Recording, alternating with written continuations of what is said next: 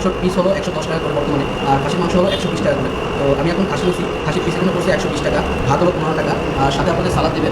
এখানে সালাদের সাথে আছে পেঁয়াজ, লেবু, কাঁচামরিচ। যখন সিজনের সময় সিজন থেকে অনেক জিনিস পেয়ে যায়। তো এই আরও ডাউল, এখানে হলো ডাউলটা ফ্রি, ডাউলটা এখন ফ্রি পাবেন। ডাউল চলে আসছে, ডাউল ফ্রি। এখানে হলো 1 মাংস।